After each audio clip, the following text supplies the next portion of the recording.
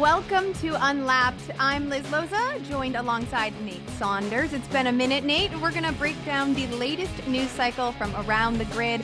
Remember, if you're watching on YouTube, like this video, leave a comment, and don't forget to subscribe to ESPN for more F1 content. And if you're listening, then hit us with a 5-star review wherever you get your podcasts. All right, Nate, I'm so excited to see you, friend. How are you?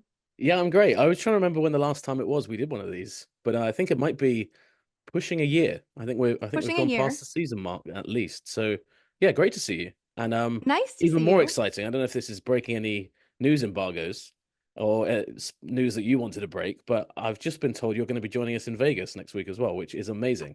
I Um, am. So we're going to be seeing each other in person. And, I was wondering if I should ask you this question that I have in person, but since you've already beaten me to the punch, I am going about Vegas. I'm going to ask you, as someone who has not fathered any children that you know of, how do you have the best dad jokes? yeah, very good question. Very, very good question. My dad jokes are great. So I think I'm going to blame him a little bit. But it's a very good You've question. inherited them.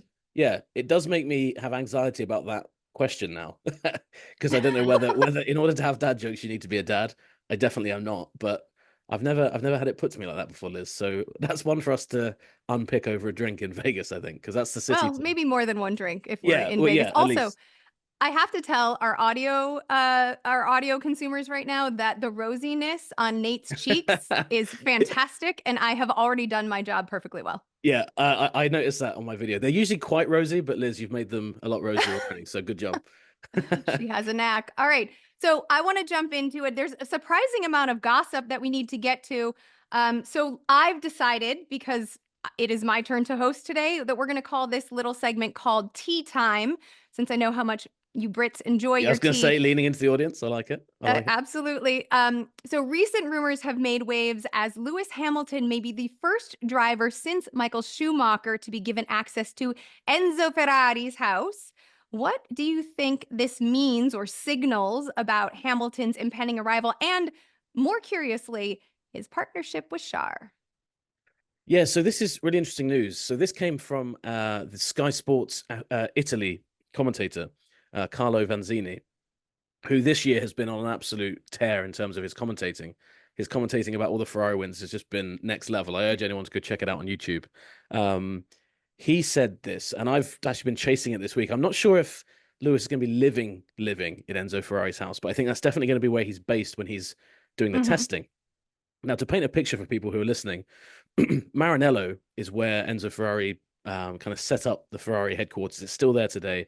There's this beautiful house just outside the main F1 factory. I mean, it's absolutely gorgeous, but it is off limits to mere mortals like us, Liz. You know, it's very, very difficult to get there. And one of the only ways to get access to it is to be signed by Ferrari. Even Ferrari Oh. employees often don't get in there, but it's right in the middle of what is called Fiorano, which is the racetrack that's just outside of Maranello's big factory. And that is where Ferrari does all of its testing. Now, in these days, there's much, much less testing compared to how it used to be. And that's where the kind of the association with Schumacher and Maranello grew so strong, was because when Schumacher would finish a race, he would usually fly straight to Bologna, drive down to Maranello, and Hmm. then just test over and over again. I mean, he was a workhorse when it came to that. And Maranello's importance in that sense has kind of diminished a little bit in the years since, because testing has been rolled back a bit in the regulations. But, and this is where I think this has come from, there is now a helipad right next to the Michael Schumacher Plaza, as it's called, which is where Enzo Ferrari's house is. So my theory on this is that Lewis isn't going to be hanging around in Maranello. He's going to be taking a chopper in on that first Ah. day, shown around the building. I've been working on a project recently, and I've been talking to a lot of people in F1 about what's inside that house. And a lot of it has been left as Enzo Ferrari kept it. So I think for someone like Lewis Hamilton, that will be very, very special. And you're right, Liz, the fact that Schumacher is so well associated with that. If some drivers have kind of embraced that, Vettel famously loved everything Enzo Ferrari. Guys like Fernando Alonso, as they started to fall out of love with Ferrari a little bit, the visits to Maranello were less. And I think that the key for Lewis to kind of ingratiating himself with the Tifosi is to embrace that. So if he's embracing that, and if the team's embracing that, I think early on it shows that they really want to make this partnership work, because so much about Ferrari is symbolism, isn't it? Yes. It's the icon, it's the images, it's everything like that.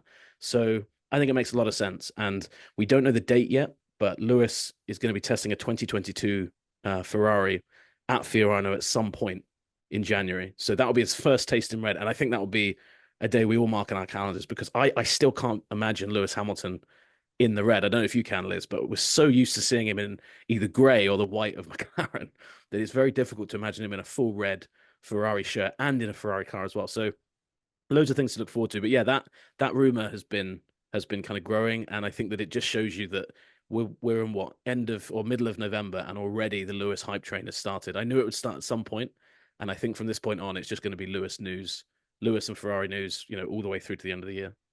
All right, I have a couple of thoughts, a couple of questions. So is Maranello also where Ferrari has done the livery reveal nearish to Valentine's Day? Yes? That's right. So yeah, they've done it in their factory, and then do you remember the really popular launch they did when 2 years ago, Charles no? Leclerc and Sainz drove around the track? That was at Yeah. Fiorano as well. So and all the streets there are named, it's like Schumacher Road. There's all the named after all the world champions. Lewis is hoping that one day there's a Lewis Hamilton Boulevard or Lewis Hamilton Street around there somewhere, because if he wins a championship, there will be. And Well, that's so one then of the great that would things about be Maranello. my prediction is that this is all prep for the launch because you mentioned the launch or the preview, if you will, that Sainz and Leclerc headlined. I think that was two years ago, if I remember correctly. And That's right. now it Yeah, would seem that this would be prep for because such an icon is moving to such another icon, a marriage of the two. Why not have like an incredible reveal? Also, I just want to say it would not surprise me, and I believe an Italian journalist confirmed this. I'm not sure if it's the gentleman that you referenced, that Lewis has been looking to purchase a property in the Modena province. He was looking about a month ago. It was reported that this was true. But Lewis also has many homes, right? He has obviously the yeah. well discussed apartment condo in Monaco, and then he has a couple of properties in the States, New York, Los Angeles, Colorado, as a member as he The has a membership Broncos, stake in the yeah, Broncos. Broncos co-owner. Yeah. Um, and then West London. So it wouldn't surprise me if Hamilton were to add another property to his portfolio, but that doesn't necessarily signal that it would become his primary residence. Yeah, I completely agree with you. And I think that goes back to what I was saying about, I think, and I can speak about this loosely because my nonna is Italian and I know how much value Italians place on you doing it the right way. So I think him just flying in and out of Maranello, Mhm. I think there'd be a disconnect immediately. People would say, well, this guy, he doesn't, because Ferrari is Italian, and it's so Mhm. Italian in everything it does. And Lewis, to his credit, has even before he signed with Ferrari, has always talked about how much he loves Italy. The fans have always given him, a pretty good reception, even when he was driving for rival teams. So I think he will. I'd be surprised if he didn't. And that Michael Schumacher found that very quickly when I mean, he learned Italian. He spent a lot of time in Italy. He even, would root for the Italian football team, at World Cups, which was unheard of for a German to do. And Italians, and the winning helped as well, but Italians just fell in love with him because they saw him as one of their own. So, I think that if Lewis wants to really buy into the project, these are some pretty clever steps from doing that, I think. I think it's clever from a branding and marketing perspective as well. Oh yeah, Um, 100%, 100%. let's keep talking about Lewis since you're right. I think that the off season, which is fast approaching, will be upon us pretty soon. If Lewis is to dominate those headlines, why not start now, I guess is what I'm saying. This isn't such a pleasant topic, though. I'm going to reference Jeremy Clarkson, who is obviously of Top Gear fame. He made recent headlines for some comments he made about Lewis Hamilton. He said the following, quote, Lewis Hamilton is past his prime. He blamed his car for his tail end qualifying session, but his teammate, George Russell, was on the front row. Of course, it's possible that because Lewis is moving to Ferrari next year, the team, Mercedes, are filling his fuel tank with lemon barley water instead of petrol, but that seems unlikely. It's far more probable that he's now too old.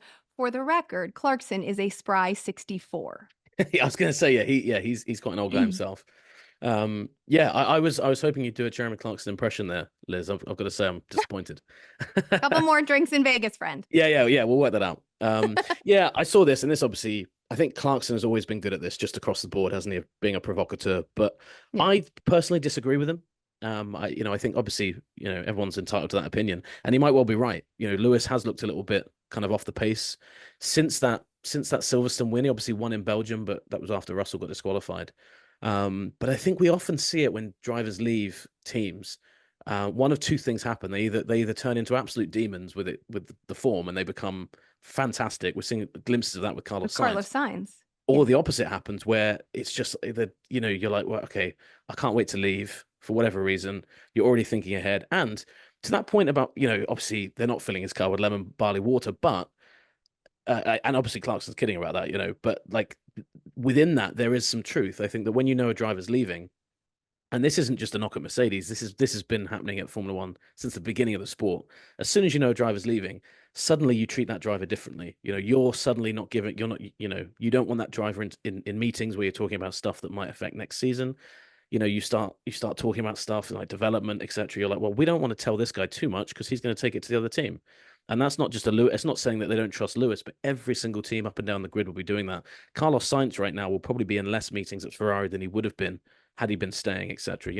So that is happening up and down the grid. So there is some truth to that, and that I think is the key to the Clarkson comments. It might be that Lewis has just hit the kind of the crest of that hill and is going the other way. I think a lot of what this is a combination of he had that high point in Silverstone, very difficult to replicate that again. He's kind of lost his way a little bit with form, etc. And the team is obviously focusing on Russell, and why wouldn't they? He is the future of that team. So and obviously, they gave up Lewis's car to Kimi Antonelli in Monza again. Why wouldn't they? He's the future of the team as well. So I think there's a lot of things going on there. But I was going to say to this, the only time we're going to find this out, and this again adds another layer to how great the Ferrari story is, we're not going to find out really until next year because we're going to get a fully fired up and motivated Hamilton at Ferrari. And then we know the benchmark he's going up against in Charles Leclerc, very, very good driver. If Lewis is being beaten by him or he's not replicating what Sainz is doing, then we'll all come back to what Clarkson has said and said, yeah, maybe he hit the nail on the head. So I think right now it's premature to say, but I can totally see where he's coming from.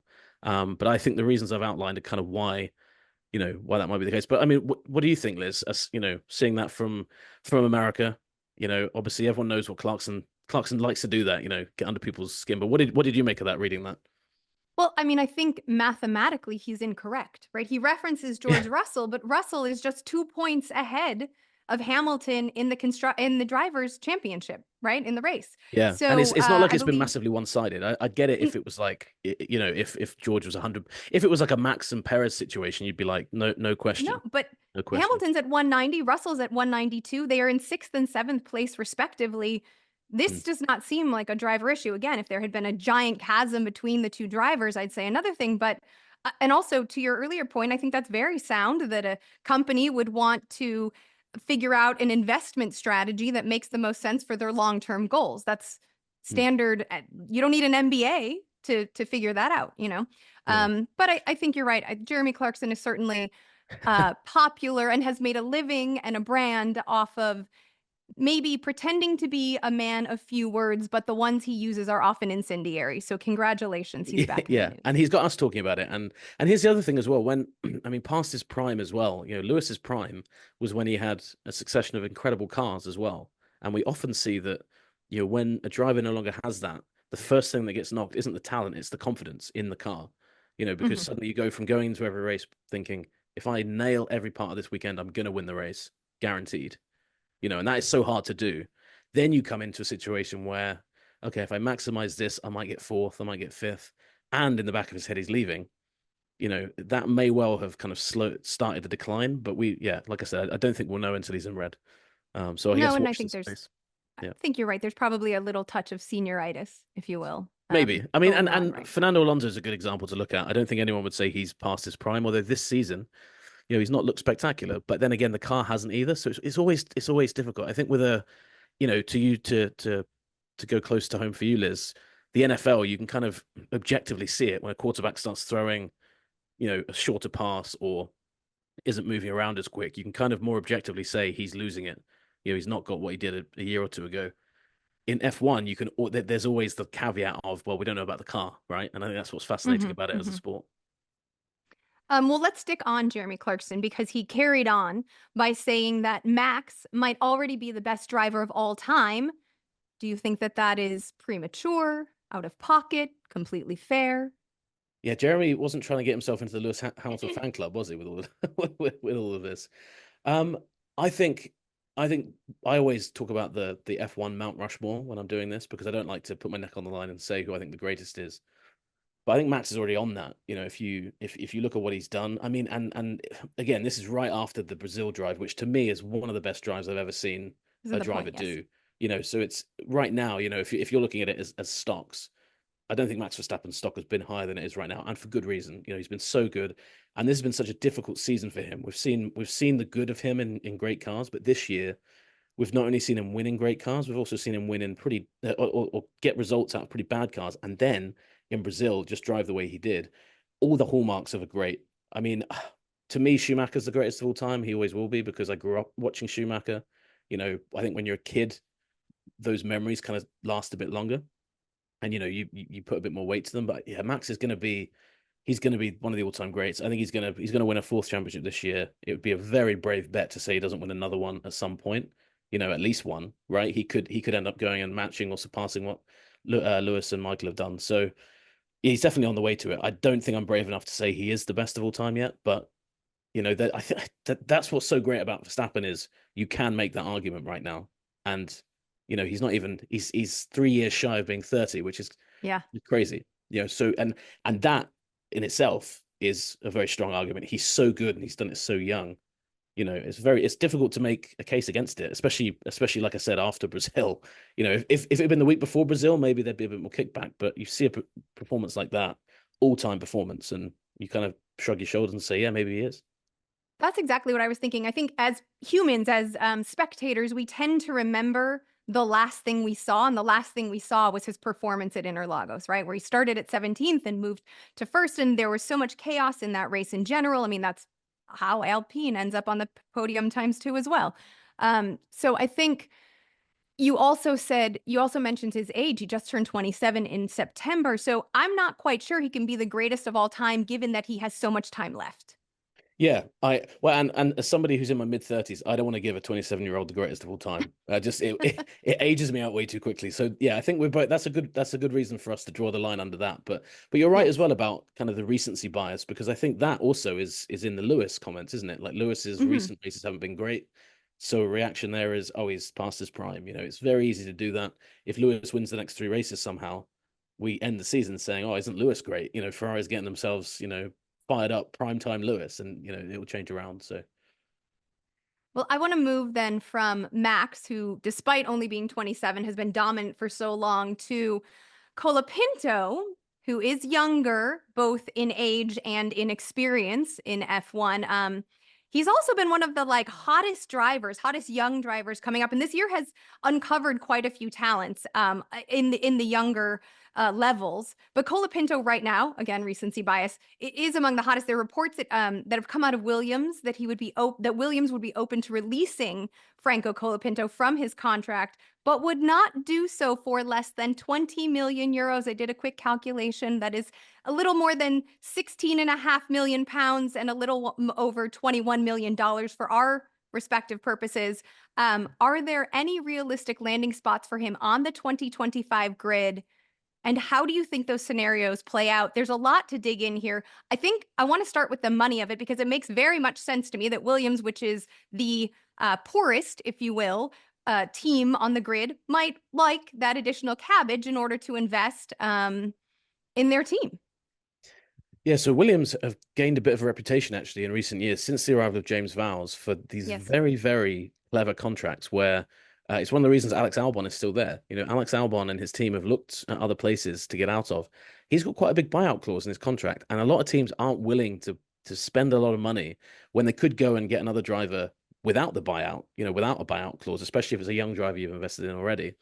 And yeah, so that I mean, I've heard different. I've actually been trying to get to the bottom of that number, Liz, exactly how much it is. I'm glad you did the conversion for me because conversions and I just don't get on at all. But yeah, I think anywhere from kind of $14 million to 21 million, 22 million is what I've heard, and all of it sounds realistic because again, Williams, I think they've invested in such a young guy, and they know how good he is as well. So it makes total sense for that to happen. And like you say, they're not the richest team right now as well. So if they did have to No. sell Colapinto, then it makes a lot of sense. And I think the interesting thing with Williams is they've got Sainz signed down for 3 years. I think Albon's going to be there for the foreseeable. So they are probably looking at it thinking, well, right now we're going to get more money from him, than if in a couple of years, let's say the fire goes, people might not want to spend 20 million on Colapinto. Right now, a lot of teams would be willing to do that. Colapinto is probably looking at it and thinking, I'm not going to drive for Williams in Formula One beyond this season, probably, unless the driver gets injured, obviously, and you don't want that to happen and to be your route in. So to your second point about kind of potential landing spots, I think that is the main question for Colapinto is where do I actually end up? And if I choose to move somewhere else, what's the fastest way I can get into a race seat, right? And we know that Formula One is so often is kind of playing this kind of musical chairs game. I don't know if you guys call it musical chairs in America. We do. You play the game. Yeah, you do. Okay. I thought you did, but I wasn't 100% sure. But you're kind of playing this game all the time and guessing where you're going to land. So I know that Red Bull have spoken to him. I think that they would want to add him to the program. But again, like where does he get a race seat? Because if they get rid of Perez, you think. Wait, let's start there. Yeah, we can go through it team by team. I want to go through this. Yeah. So let's talk about Red Bull, because I will admit, girl, when I saw Christian Horner leaving the Williams paddock at the last race, I was thinking, this is it. Yep. Christian is slippery. This is going to happen. I don't know if I'm going to get in trouble for saying that just now. But I feel like Red Bull, whether we're talking V V-carb or what are they calling Red Bull's racing? What is the new? They're V-carb at Red Bull, but yeah, we call them RB, but I think they might be changing it again next year. They're changing it to something new. Racing Bulls. Bulls. I think it will be Racing Bulls next year. They haven't confirmed that, but I've heard. I mean, they wanted it to be that this year, but they didn't change the company name in time. It's all very boring. So I think officially they'll be Racing Bulls. But anyway, sorry, Liz. So Racing Bulls / V-carb. We know the drama there, right? Danny, who my kids call Daddy Ricks, just saying, will is no longer there. You've got Yuki, interesting personality, interesting driver. Not sure if he's the greatest fit to match with Max over at RB proper, if you will. And then there's the drama of Checo Perez, who was supposed to be kicked off over the summer, and then it became a retirement rumor in Mexico City, neither of which have happened. Obviously, a lot of Checo's appeal is attached to Carlos Slim's bank account.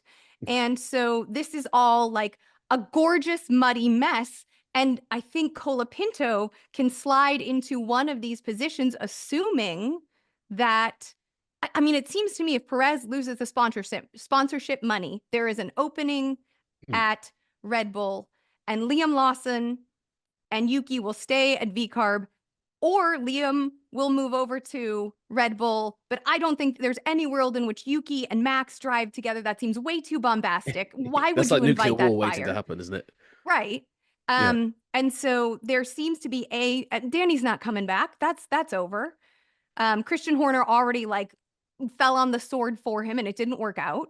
So Colapinto should land at Red Bull here. And also, as a member, he's the first Argentine driver since the 90s or something, the 1900s. He's the first Argentine driver this century. Since the 1900s. He would be. I did know who that was, and it slipped my mind. But you're right. It's been years. I mean, there hasn't been one the entire time Colapinto's been alive, which shows you how long it's been. So to be honest, all those scenarios you laid out, Liz, I think make complete sense, and it's so much of it hinges on what they do with Perez. If they get rid of Perez, they can put Lawson up. I think Colapinto, what you look at with him is there's already been a huge surge of interest in Argentina. I mean, you're already seeing Argentinian flags and this is the Latin American market, right? Exactly. This is the argument for Checo. Yeah, and that's so untapped, south of Mexico. Obviously, Sauber now bringing in Bortoleto next year, so I think we're going to really see a resurgence in there. But again, I honestly, the more I talk about it, the more I'm kind of convinced I think Perez will stay next year. Unless something crazy happens at the end, I think that Red Bull backed themselves into a weird corner by signing him to a new deal. I think if they hadn't done that, this decision would be made for them. Lawson would probably be driving there next year. You could bring Colapinto into the junior team. They've got 2 young drivers currently in Formula 2 doing pretty well. Hadjar has been great all season. I don't know if they're ready to promote him yet, but also one of the things a lot of these teams struggle with is if you're Red Bull and you've got a guy like Dennis Hadjar in F2, and then you sign Colapinto and you almost bump Hadjar out of the line of succession, to use kind of English monarchy terms, and you put Colapinto in there, that's a huge knock to the other junior drivers you've got, because you're effectively saying these kids that we've been spending money on aren't better than this guy that's been at Williams for 2 years. And to go down the grid a little bit, there's been talk of Flavio Briatore talking to Williams. I got a lot of excited messages from people who are friends of mine who are fans, and were like, does this mean they're going to get rid of Doohan? And I said, no, all of these teams are talking about bringing Colapinto in as a reserve driver, as a junior driver, maybe with a view to bring him in 26. But you want him as part of your stable. But again, with Alpine, you're not going to get rid of Doohan. If you get rid of Doohan and put Colapinto in, the PR kind of fallout of that is horrible because you've invested money in all these other people and you've just spent 20 million quid, on Colapinto. So really tricky situation. And I don't think there's any good option for Colapinto if he wants to race. Well, there isn't one if he wants to race next year. I don't think the Red Bull one is going to be it unless they make a really drastic call with Perez.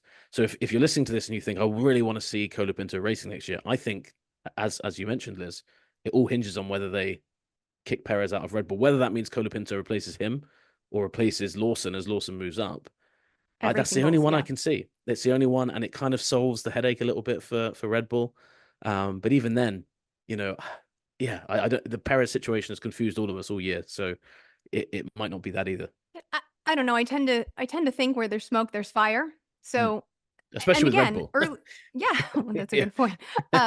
We also talked at the top of the episode, right, about the mathematics between Lewis Hamilton and George Russell. Well, the opposite is true if we're looking at Verstappen versus Checo, right? Checo is only 19 points in the 7 rounds has he managed since the summer break. He's 242 points behind Verstappen. That's a giant chasm. And yeah. I do know that Carlos Slim is the 11th richest person, or was as of December 2023, the 11th richest person in the world per Bloomberg. So he does have a lot of opportunity to help out Checo, but there is an opportunity for growth, particularly as you mentioned, that there is another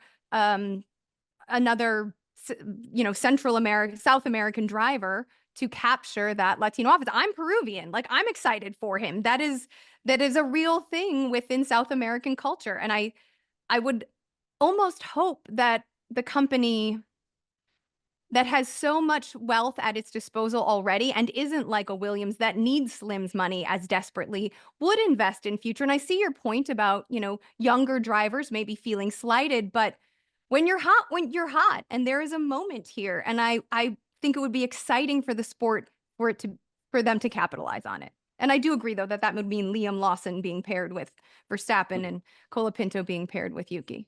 Oh, 100%. I mean, I would love to see Colapinto racing next year. I think he's more than earned it. It's just, sadly, it's just difficult to see where he ends up, and then why would Alpine even pretend to be interested, though? They don't have the cash. Yeah, well, I mean, Briatore, that's what Briatore does. He's a deal maker. So I think for him to be doing that, and also because they're promoting Doohan, you probably look at it and say, well, we want a new ready-made junior driver. So that might be the reason there. But those two seem to be the most likely ones. But then F1, these teams are always talking to each other, with these drivers, so he's probably got a bunch of offers on the table.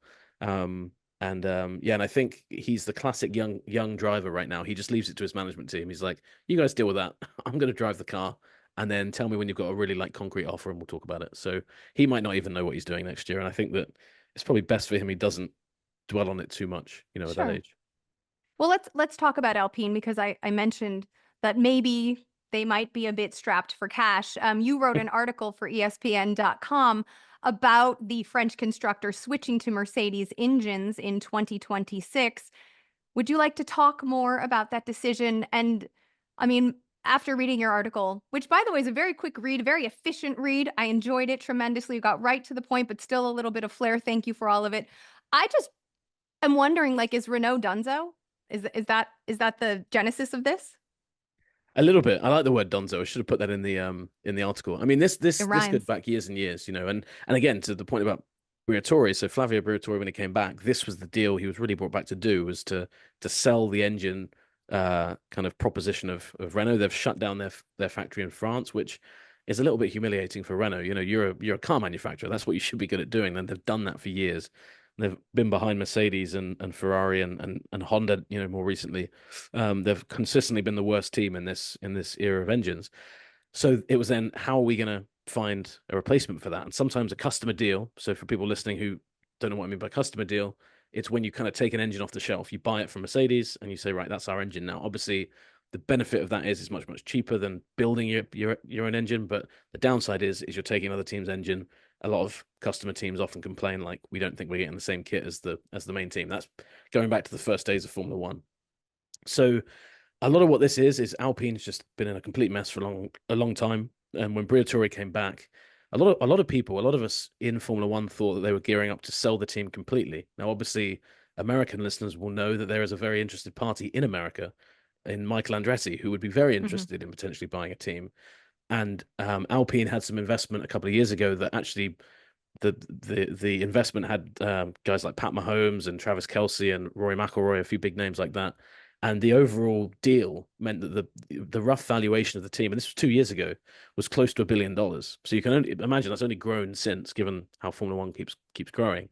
So I think that's still on the table. And the reason that the Mercedes deal is significant within that is that is probably going to be a more competitive engine in the long term for the Alpine team. And obviously, if you're selling, you want to be selling a competitive entity because you get more money and because it's a more Hmm. exciting proposition. You don't want to be selling a team that is hemorrhaging money on its engine, that is just not going anywhere.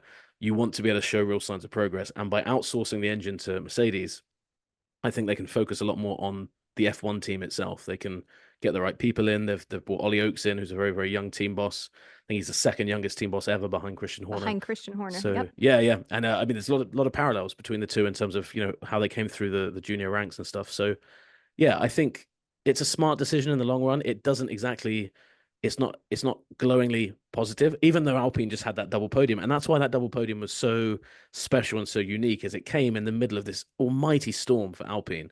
They've just shut their engine factory down. They had all of their engine employees were protesting. Some of them were at the Italian Grand Prix, actually holding a banner up, kind of calling it shameful and, aiming a lot of shots at the Renault CEO, saying, how dare you shut this down? So they've really been coming through some tough times. And that podium came at the perfect moment because a lot of doom and gloom around the team. There has been for a long, long time. Longer term, I don't know if there's that much optimism, but I think they're turning a corner now. It's going to be a long road back to being competitive, but that's what that's about. That's what going to Mercedes is about. And all the whispers I've heard is everybody thinks Mercedes are at least going to be very competitive under this new engine formula in 26. So not a bad thing to put that in your car. And, if you do have the best engine, good chance that you're able to at least challenge for podiums. Well, there are three other teams currently on the grid that share a Mercedes engine, right? Aston Martin, McLaren, and Williams are each Yes. Mercedes engine partners. Yes. And so Aston and Alpine will effectively be swapping places because Aston is going on to Honda. Got it. Yes. And yeah, so that's the facility that they're building. So so you'll have Williams, McLaren, Alpine, and Mercedes. So four teams, including the main team that have that engine. So a bit of a monopoly actually for Mercedes. But again, that's why F1 always wants to have more engine suppliers in because you then have a bit more variety, a bit more of a churn in terms of the engines.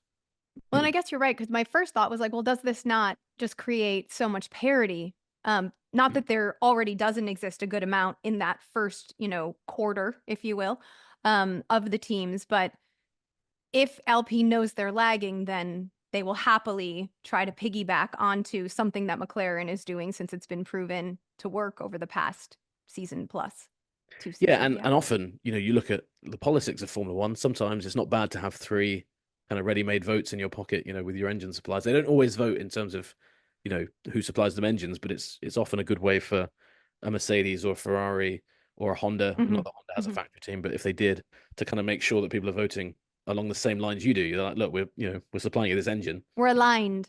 Yeah, exactly. So yeah, lots of reasons I think good for F1 in the short term because the biggest takeaway from the Renault thing was they'd just kind of been stinking out the place for a while.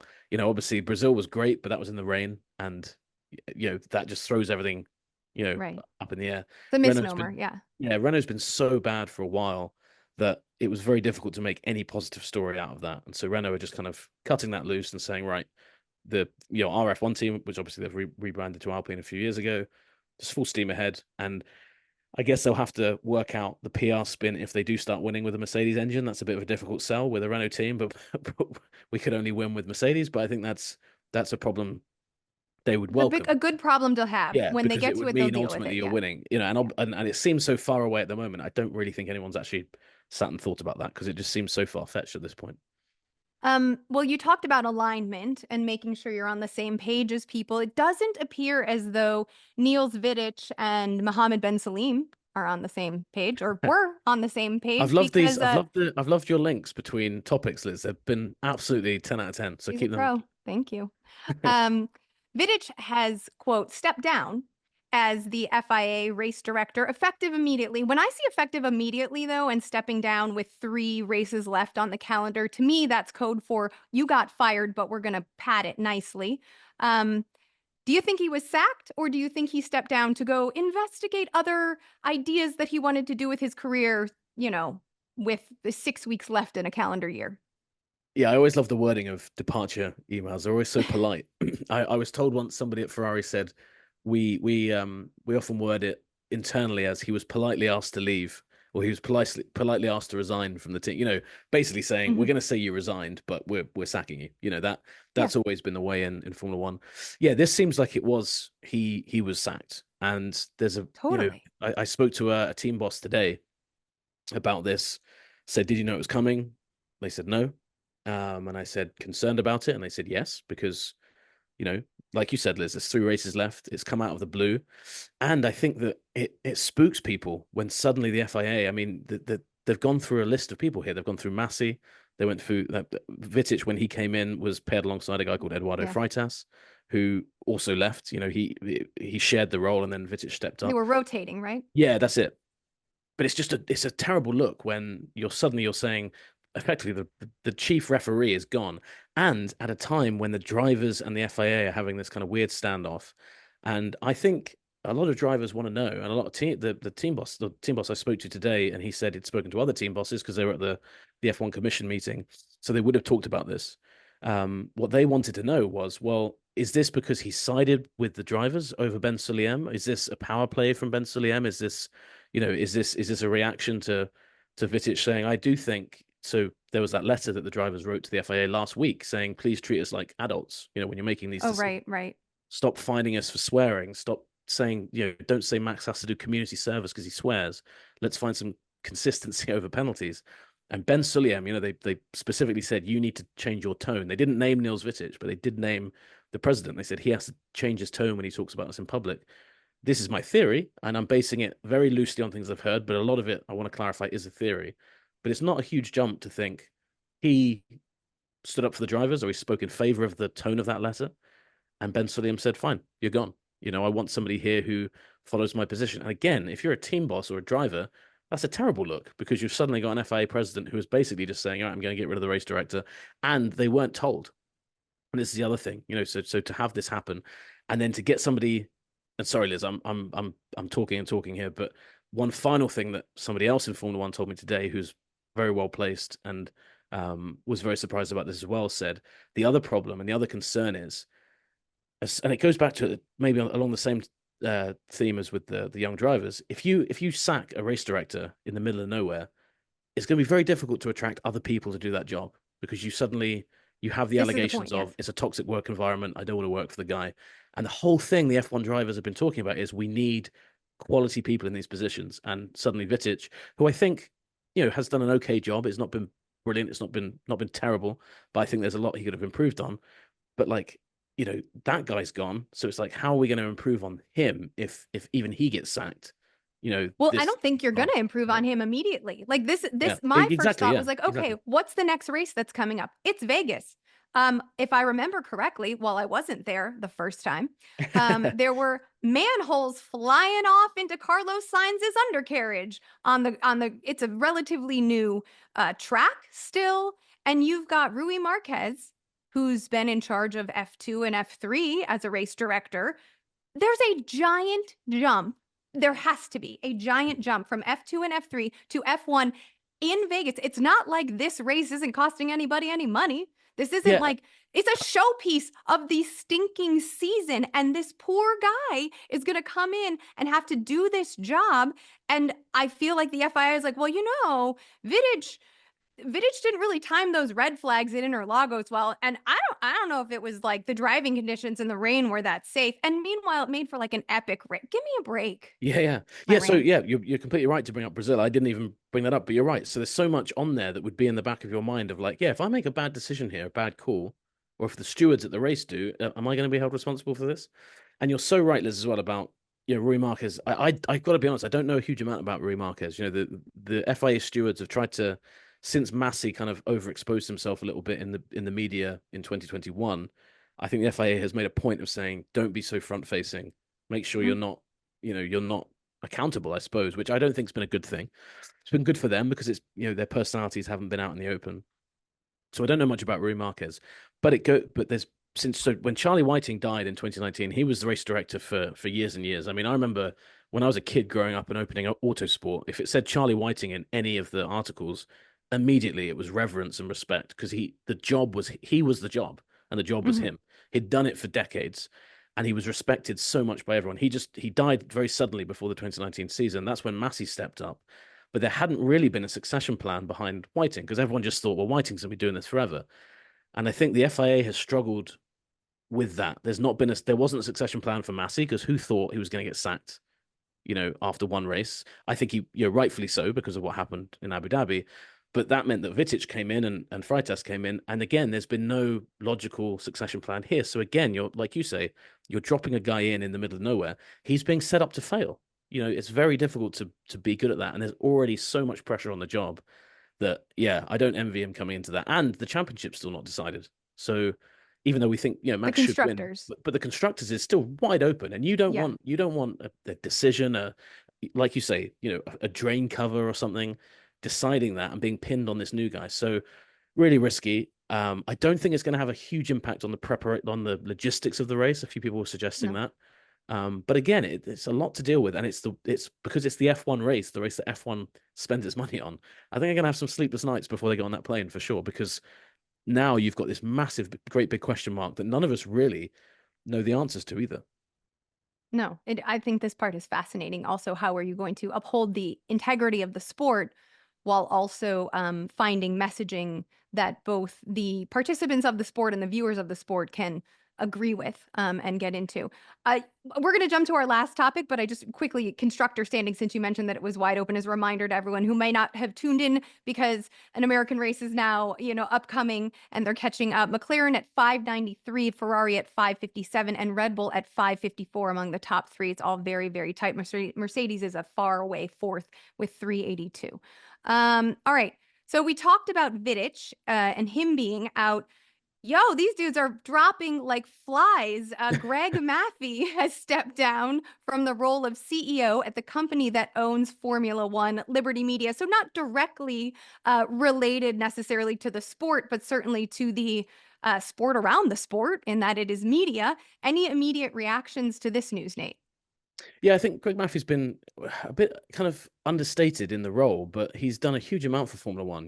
If you look at the Netflix boom, you look at Yeah. what Liberty's done. I mean, Chase Carey, was kind of the CEO of F1 before Domenicali, but above them has been Greg Maffei.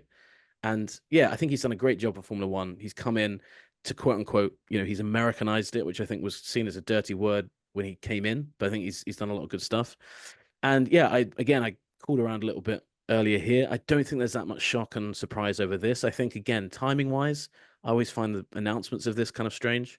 But it does seem like this has been in the pipeline for a little while. There's a few other, business ventures. If you actually look at Maffei's kind of portfolio of businesses, Hmm. he's involved in a lot of different things. And I'm pretty sure he's involved with a baseball team, which escapes me off the top of my head. But there's lots of different things. He's got kind of, he's got The fingers in LA Dodgers. I'm just Dodgers, kidding. that's it. So there's all these different things he's got kind of he's got different interests in.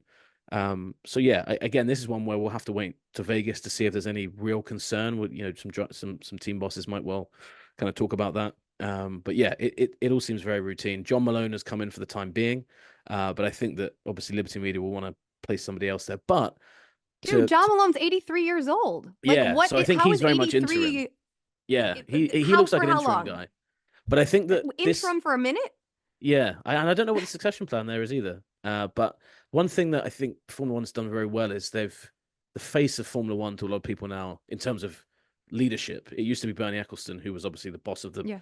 the commercial rights holder, but now I think more people would recognize Domenicali over Greg Maffei. So they've done that quite well in the sense that Domenicali is kind of the figurehead, is kind of the guy that is leading the day to day, and Liberty have done well to actually just leave that to Formula One and say, you guys do you. Hmm. We'll be overseeing it from a top. So I don't think it will have a big impact on Formula One, but again, these timing things are always quite interesting. So you always wonder, what else is at play. So definitely one I've been digging into a little bit, but not as much surprise. The tone of this was very different when I talked to people about it than the Wittich news. And a little bit further away from immediately affecting the sport, certainly. Um, let's move to some positive news. F1 has officially announced a preseason launch event at the O2 in London. The event is in celebration of Formula One's 75th anniversary, and it's set to take place on February 18th. What do you think fans can? I will have to admit that I Googled O2. I did not know what the O2 was. Yeah. It So if looks you've great. seen, for people who aren't sure, if you've seen James Bond, The World Is Not Enough, there's a giant dome in London. It's a big white tent, it looks like, which was originally called the Millennium Dome. It was open for the year 2000. There's a Oh, it's scene. that. Yeah, it's that. So it's right on the Thames. And the scene in World Is Not Enough is he rolls down it at the beginning, then they have a big speedboat chase down the Thames. And that was, I remember as a kid seeing that. That was really the first time people had actually seen that, on film. So it was huge. But that now is called the O2 Arena. So it's a very, very big space inside. And I've got to say, I love this idea. So it's to mark the 75th anniversary of Formula One, which next season will be the 75th season. And I think it's a nice way for fans to kind of, to get up close and personal with the cars. All the drivers will be there, all the team bosses will be there. You can imagine, lots of on-stage stuff. There'll be, the F1 hosting team will be there, I imagine.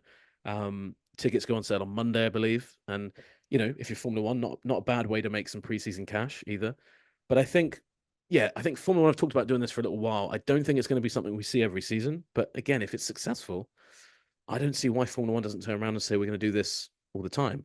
I think largely, unless Ferrari have done a lot with Lewis before, it will very quickly become the Lewis and Ferrari show because that is just such a big story.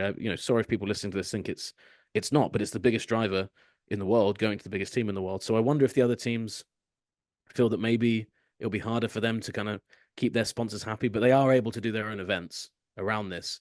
But I think they're being encouraged to do them after the launch. So they've only got 7 days between the launch event and the start of testing. So it all happens quite quickly. But I think on the surface, a cool idea, and great if you're in London. Doesn't do any of the British media bias suggestions any good. But You are excited. You are very excited, and that makes yeah, sense. There is it a should be driver good. though on the grid who's not as excited to do it. I It's wonder who it not a is. surprise. I'm going to let you guess. I'm going to let you guess who it is. You're Oh, probably not going to be well, surprised. I just said one of his favorite phrases, didn't I? In the British media bias. Would it, Liz, by any chance, be Mr. Max Verstappen? You are correct. Yeah, And do you know? Go ahead. I was going to say, it sounds like the worst day for Max Verstappen. Just everything he hates, because he just kind of hates all that pomp and ceremony. I kind of respect him for it. He's just always like, this is all over the top. I don't really want to be sat chatting to the media all day. And it's going to be a lot of that. So yeah, I think, but I think you've got his actual quote, haven't you, that he said on his live stream. Well, that's the other thing I was going to say. Can you next guess where Max said this on a live stream? Because if he's not on the grid, he is on a live stream, or he's maybe, having a tea party with Penelope, which I find absolutely endearing and his most redeemable quality. Anyway, Max said, quote, "I hope that I am sick that week." Which is a great Max response as well, just to the point. No doubt over what he means or what he thinks. You're just straight in like, yeah, okay, he doesn't want to do it. And again, you got to love that about Max. He says what he thinks. He doesn't really like that sort of thing. Obviously, he'll be there. I don't think there'll be a thing where he boycotts it, but it'll be interesting, actually. I think the faces of the drivers will be interesting. There'll be a lot of bored-looking drivers there, with their PR people kind of cajoling them into looking excited. But Yeah.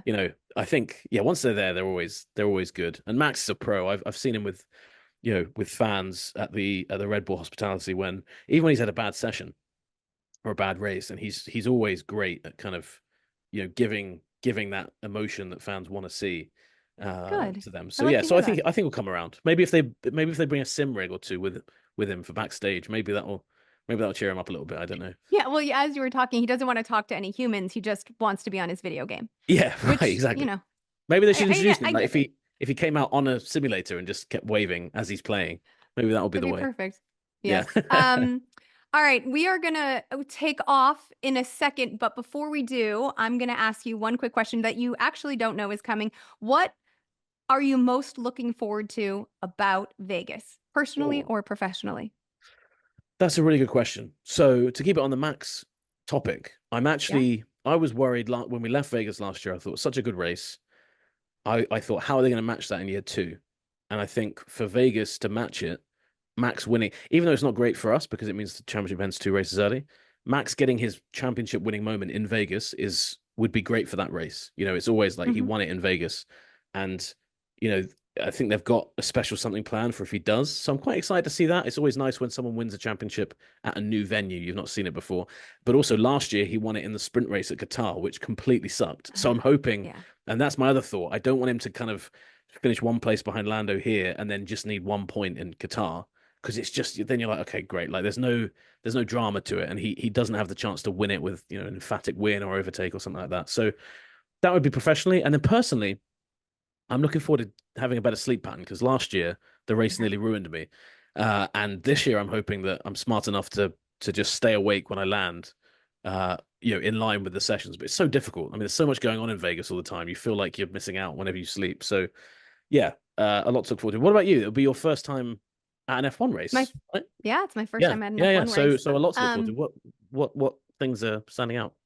the driver that I am most excited to see on the grid driving, not interviewing or anything, is Carlos Sainz because I have so appreciated this bat out of hell Yeah, um same. releasing of everything. I know that you also have enjoyed Carlos Sainz and he underwhelmed at the top of last season so tremendously and I felt like to me I feel a little bit redeemed in this back half season for him because I've always believed that was the racer he was inside of him. Yep. So I'd really like to see in alignment with just the like revelry of the city, for him to just be completely unleashed and create all kinds of chaos. And that is the driver I'm most excited to watch actually drive. And professionally, I am excited to feel like I'm 27 again, pulling all nighters. As Yeah, like yeah. Well, I and, am so and invigorated by that. yeah, Vegas will be good for that. And I mean, and it's Yeah. a weird one because so for people listening who just think that we just go to these things and stay out all night partying, one of the toughest things with night races in Formula One is actually how you sleep because Yeah. so Singapore is an example because the race is so late. By the time you get to bed, and you've found a place that's open for dinner and you've found a place where you can have a beer to kind of decompress after the day, it's 3, 4 in the morning. So then you go to bed and you wake up after midday and you think, oh my God, I've slept in. But obviously you haven't slept in. You've slept for the good 8 hours, but you're waking up. Hmm.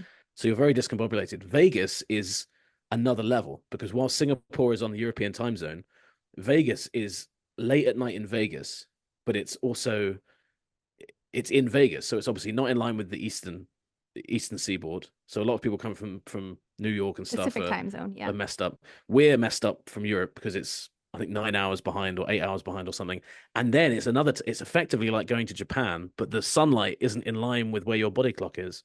So it is a weird one to get your head around. And last year, I remember speaking to Daniel Ricciardo about this. I saw him on the on the got to get this right as well because the schedule's different. Saw him on the Thursday walking in for practice, and I said, "How you doing?" And he looked at me, and he kind of had bloodshot eyes a little bit, and he said, "Terrible." So I've just not slept. I looked back at him, and he was like, he could see I hadn't, I hadn't really slept either. But it wasn't because we'd kind of been out all night. That you'd been out for a little bit, then you go back, and you're still just, you go to bed, and it's sunlight outside, so you're trying to shut your curtains, but it's warm. Yeah, it's a really strange race, and I think the drivers last year found that really difficult. And I think this this has always been my take on it. When drivers are struggling to sleep, they probably are in the best conditions possible. They're at peak fitness, they're staying in the best hotels. If they're struggling to sleep, you can imagine what it's like for the media, but you can doubly imagine what it's like for the mechanics and the engineers who have to get up Mm. early to fix the cars. So spare a thought for them when you're watching the race because they'll be kind of working on fumes. And then there's the temptation of, well, we can spend a couple of hours down at a casino or, walking down the strip and just taking in the city. So lots and lots of things going on. And yeah, I think last year people just struggled to adapt to all of it. So I think that'll be interesting to see this year. Kind of how much if we're any better. If we're not, then we know it's all us. Yeah. If we're better, then we know it's the city. So I'm not sure which one will be, but we'll we'll have to wait and see next week. But it's gonna be great to have you with us, Liz. Really looking forward to Thank that. We're gonna you. have the whole team in I am town. excited. Yeah. I'm confident that we will do it. And while we spare a thought for the mechanics, we ask that you also spare a thought for us and make sure to like and review and subscribe and tune in next week when we are live from Sin City.